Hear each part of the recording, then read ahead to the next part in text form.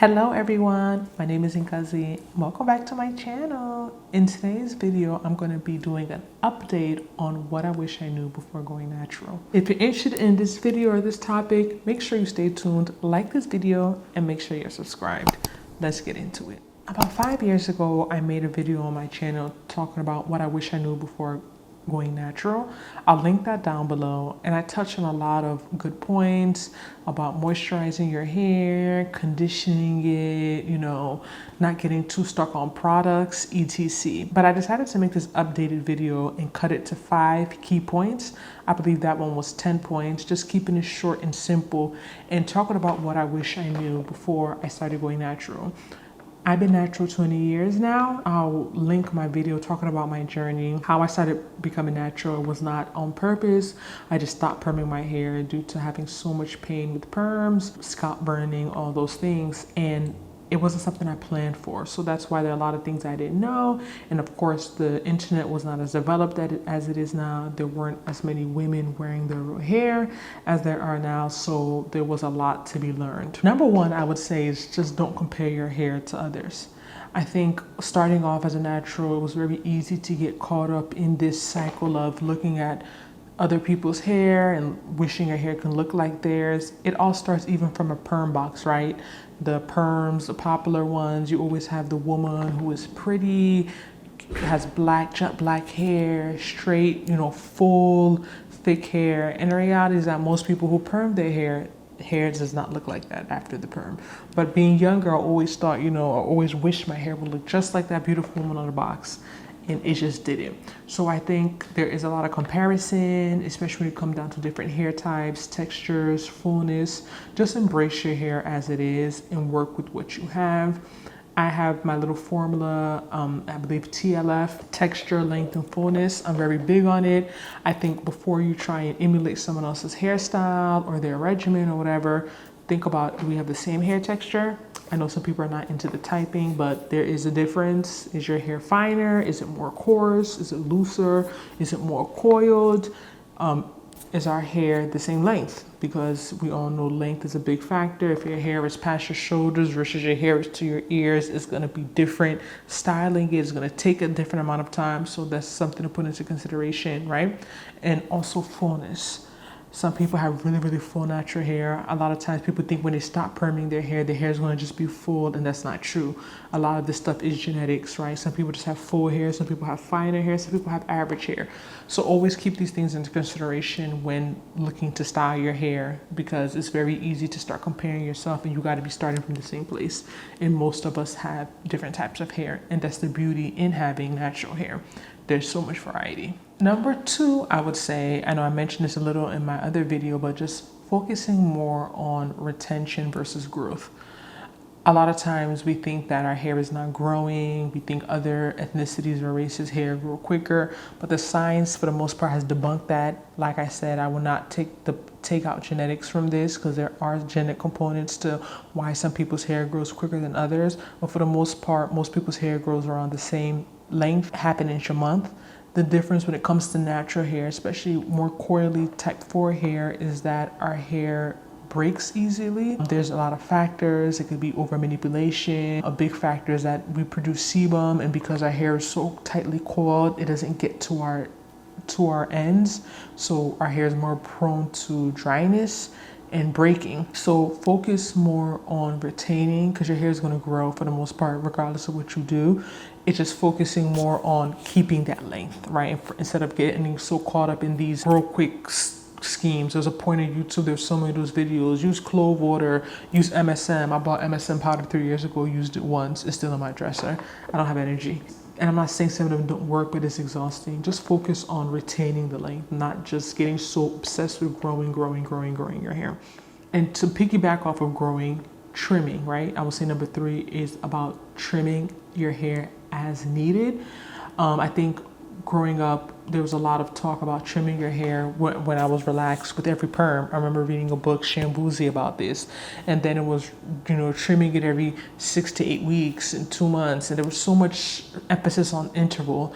And the reality is that if your hair is growing half an inch, like I mentioned, a month, and you're trimming it every 6 to 8 weeks, your hair is just not going to get longer.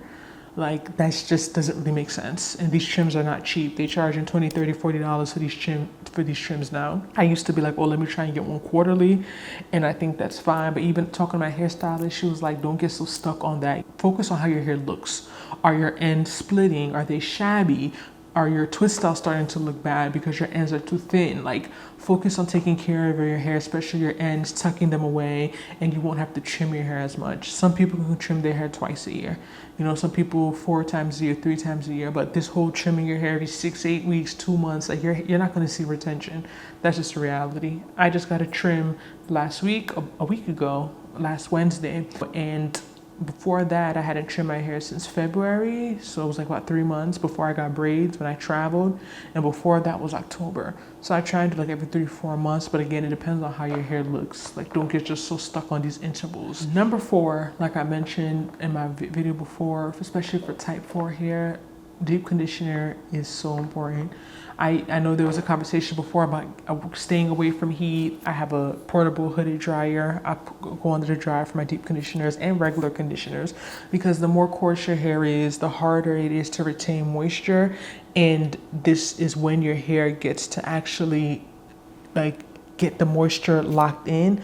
Deep conditioning is so important. And it also goes to just washing your hair more often. I know it's not easy. I know, especially if your hair is fuller, it's longer, it's thicker, wash day can be stressful. It can take hours. I know it's taken me 4 or 5 hours. I washed my hair 3 times last month in May. So proud of myself. The goal for me, I would love to do it like every 10 days, 2 weeks max. But washing your hair more frequently is gonna help you get more moisture into your hair. It's just common knowledge. When your hair starts getting dry, you could put all the products in the world in your hair. But for me, my hair just sucks it all up. You need to just wash the hair. Get the water in, and you're also able to condition it, and then you're able to moisturize your hair. So there is science behind washing your hair more, and that helping your hair be more hydrated, helping your hair, you know, stay clean, grow more, retaining length. It's all interconnected. So wash your hair more. Please. I don't know where we got the myth from that we don't need to wash our hair. We can wash it once a month. We can wash it every few months. No, it's too long. I'll say it with my chest, max, I think maybe 2 weeks, max. Try and wash your hair every week if you can, 1 to 2 weeks. I think that's reasonable. And, you know, I know it's not always easy. That's why picking back onto the 5th point is that you have to find the style and a regimen that works for your hair, that works for you, your lifestyle, your hair texture, your fullness, your length. Like I said, if your hair is past your shoulders, you're not going to be able to do a wash and go every day probably. And it's 4C, that's going to be it's not sustainable. You have to find your go-to styles that make doing your hair easier and make you more encouraged to wash your hair more often, and, you know, moisturize your hair and get that conditioner in. So I've learned, for me, 2-strand twists are my go-to style. I'm able to do them, keep them in the twist for some days, then wear it out. At least it can last me a week to 2 weeks, 2 weeks max, washing it again. I haven't tried a wash and go on myself yet. I'm going to try that this summer. Other than that, maybe blow drying it, like washing it, blow drying it, wearing a ponytail. I'm active. I worked out earlier today. I'm feeling it. So, you know, having my hair straight is not as sustainable. This is my first time working out in a week since I straightened my hair. So whenever I straighten my hair for my trims, I go like a week without working out. So I'm active. I'm not going to just not work out because my hair is straight, you know. So for me, the twist offs are a bit better because I can just wear my hair in the twist when I go to the gym during the week. I'm not going out much, and then when it's time to go out, I can untwist it, and I love the look. So find what works for you.